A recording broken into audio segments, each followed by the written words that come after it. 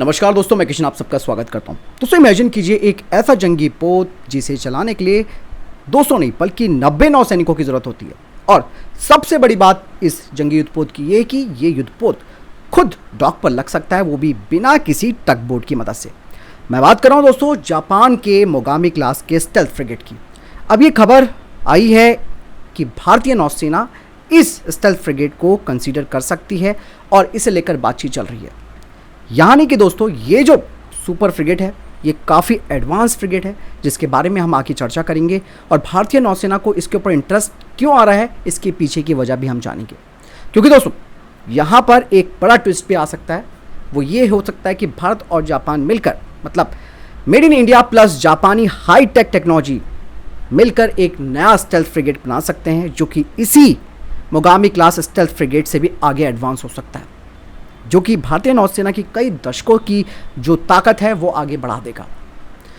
दोस्तों यहाँ पर जो बड़ी अपडेट आई है वो बताती है कि भारतीय नौसेना, जैसे कि मैंने आपको शुरुआत में बताया भी था, कि जापान के मोगामी क्लास फ्रिगेट का इवैल्यूएशन कर रही है। और ये कोई साधारण जंगी युद्धपोत तो है नहीं, बल्कि दुनिया का सबसे ज़्यादा ऑटोमेटेड फ्रिगेट्स में से एक माना जाता है। और यहाँ पर जापान सिर्फ भारत को इस स्टेल्थ फ्रिगेट को बेचने का ऑफर नहीं कर, बल्कि भारत को ट्रांसफर ऑफ टेक्नोलॉजी यानी कि टीओटी का भी वो ऑफर दे रहा है। और ये बहुत बड़ी बात इसलिए भी है क्योंकि जापान, जो कि टेक्नोलॉजी का राजा कहा जाता है, वो अपनी टेक्नोलॉजी किसी को आसानी से नहीं देता।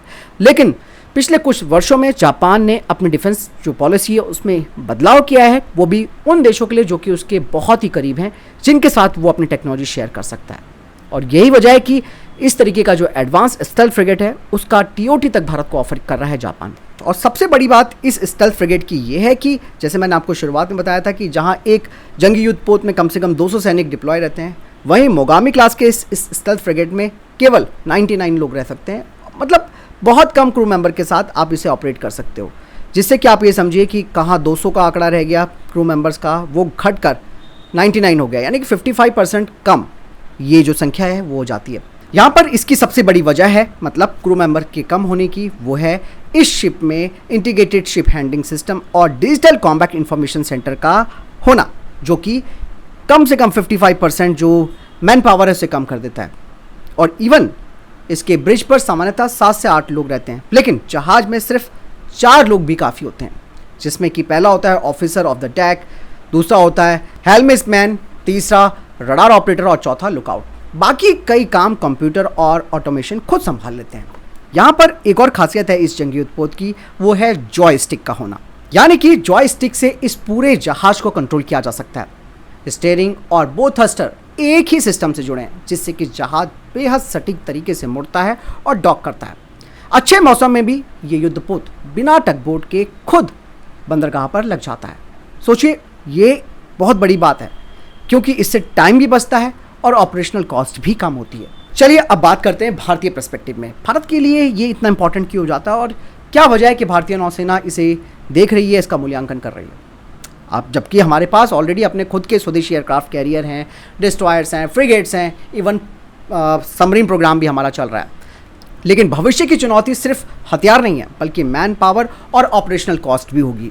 अगर कम नौसैनिक ज़्यादा क्षमता वाले इस घातक स्टेल्थ फ्रिगेट को ऑपरेट करते हैं तो इससे पता क्या फ़ायदा मिलेगा। पहला, क्रू की थकान कम होगी, मेंटेनेंस भी आसान होगा और जहाज़ ज़्यादा समय तक मिशन पर रह पाएगा। और ये वजह है कि भारतीय नौसेना इसकी टेक्नोलॉजी पर काफ़ी इंटरेस्ट दिखा रही है। अब आती है सबसे इंपॉर्टेंट बात, मेक इन इंडिया इनिशिएटिव के तहत, क्योंकि यहाँ पर जापान टीओटी का ऑफर कर रहा है भारत को। और अगर भारत इस डील को आगे बढ़ाता है तो डेफिनेटली भारतीय शिपयार्ड को advance naval automation, digital ship architecture और इंटीग्रेटेड कॉम्बैट मैनेजमेंट सिस्टम जैसी तकनीकों की पहुंच मिल सकेगी। इसका एक्सपीरियंस हमें मिल पाएगा, जिससे कि हम भविष्य में और भी एडवांस स्टेल्थ फ्रिगेट्स बना सकते हैं। मतलब साफ है कि भविष्य में भारत अपने नेक्स्ट जनरेशन के जो स्मार्ट युद्धपोत हैं उन्हें खुद डिज़ाइन कर सकता है और खुद उन्हें बना सकता है।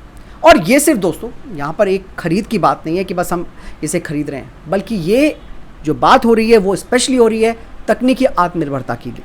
जी हाँ, यहाँ पर भारत को टेक्नोलॉजी मिलेगी, भारत में वो तकनीक आएगी जिसके बेसिस पर हम इस तरीके के एडवांस स्टेल्थ फ्रिगेट को अपने देश में बना सकते हैं। यहाँ पर मैं पर्सनली जो सोचता हूँ वो भी मैं आपके साथ शेयर करना चाहूँगा इस कॉन्सेप्ट के ऊपर। मैं मानता हूँ कि दोस्तों भारत को ये साझेदारी बहुत ज़रूरी करनी चाहिए जापान के साथ, क्योंकि जहाँ तकनीक भारत में जापान की आ रही है, निर्माण भारत में इनका होगा और कंट्रोल भी भारत का इन पर होगा।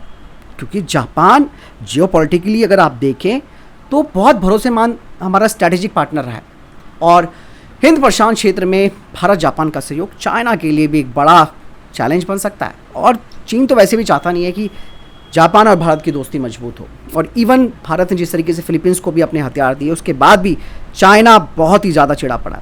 लेकिन यहाँ पर जापान के साथ कोई हथियारों की खरीद नहीं हो रही, बल्कि सेम लेवल पर उसी चीज़ को बनाने को लेकर बात हो रही है। जिस तरीके से भारत रशिया के साथ हथियारों को देश में बनाता है, सेम जापान के साथ भारत इन हथियारों को भारत में बनाएगा। क्योंकि स्टेल्थ फ्रिगेट भारत का अपना खुद का प्रोजेक्ट भी चल रहा है, जैसे प्रोजेक्ट 18 है, जो कि बहुत ज़्यादा एडवांस स्टेल्थ फ्रिगेट होगा।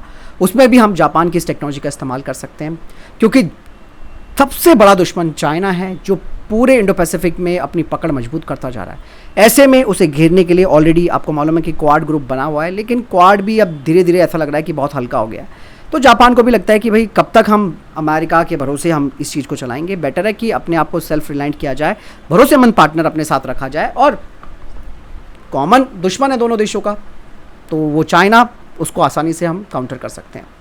तो यही वजह है कि जापान ने पिछले कुछ सालों में अपने हथियारों पर भी फोकस बढ़ाया है कि भाई हम खुद अपने हथियारों को बनाएंगे। और अमेरिका सिर्फ अब एक हेल्पिंग हैंड के तौर पर वहाँ पर खड़ा हो चुका है, क्योंकि अब अमेरिका को भी लगता है कि जापान अगर अपनी टेक्नोलॉजी में रियलिटी में आगे आ गया तो फिर अमेरिका भी उसके आगे नहीं टिक पाएगा। जापान को भले ही संरक्षण अमेरिका देता है, लेकिन अमेरिका कभी चाहेगा ही नहीं कि उसके सपोर्ट के बिना कोई देश आत्मनिर्भर बन सके। और सेम भारत के साथ भी ये इश्यूज़ आए हैं, आपने देखे होंगे, हमारे इंजन्स जो हैं वो लेट हो रहे हैं। इसके अलावा और भी कई प्रोग्राम्स हैं जो डील हमारी लेट हुई है। मतलब आप लगाओ कि अगर आपका भरोसेमंद पार्टनर नहीं है तो वो आपको इसी तरीके से परेशान करेगा।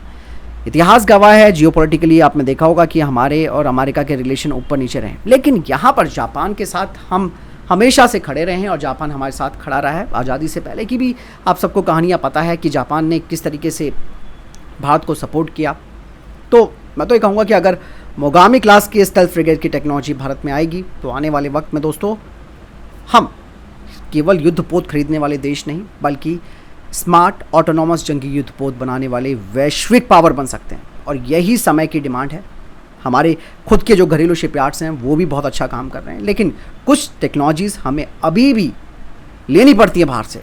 तो ऐसे में अगर आप जापान से टेक्नोलॉजी ले रहे हो तो फिर आप ये समझिए कि आपको बिल्कुल अपनी ही टेक्नोलॉजी आपको मिल रही है, अपने ही लोग आपको टेक्नोलॉजी शेयर कर रहे हैं, दिल से कर रहे हैं। तो बातें समय समय पर इसी तरीके से आती हैं सामने, और मैं बता रहा हूँ कि ये डील अगर होती है तो शायद इंटरनेशनल जियोपॉलिटिक्स में इसका उल्टा प्रेशर भी पड़ेगा और ये कॉम्प्लिकेशंस आ ही सकते हैं।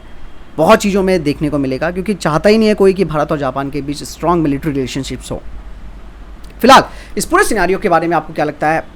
क्या भारत को जापान के साथ इस स्ट्रैटेजी में आगे बढ़ना चाहिए? इवन मैंने कल डिफेंस अपडेट में बताया था कि भाई जापान का जो जेट इंजन है उसे लेकर भी बातचीत चल रही है। हो सकता है कि उसे हम AMC Mark II में इस्तेमाल करें, बट अभी श्योर नहीं है खबरें, बट इस तरह की खबरें भी आ रही हैं। बट लेट्स सी क्या होता है आगे। पूरे टॉपिक पे दोस्तों आपको क्या कहना है, आप अपनी राय ज़रूर लिख के भेजिएगा, और मिलता हूँ वीडियो के साथ। ख्याल रखिएगा अपना। जय हिंद, वंदे मातरम।